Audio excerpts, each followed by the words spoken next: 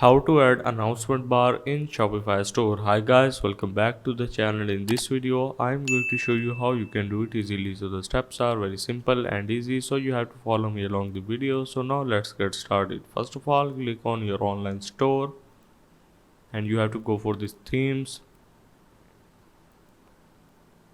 So once it loads up, as you can see my current theme is done. I have to go for this customize, click on it.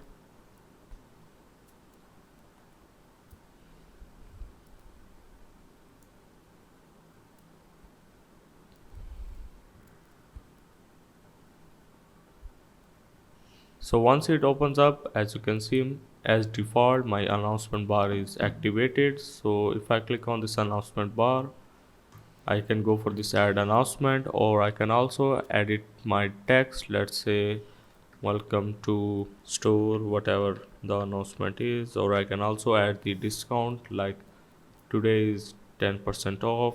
And you can also go for this text alignment, like whatever you want to go with. If I click on this and go for the left, as you can see the announcement text is on the left side, but for now let's go for the center. And the color scheme, I can also choose whatever I want to go with, and I can also click on this link and add my products in it.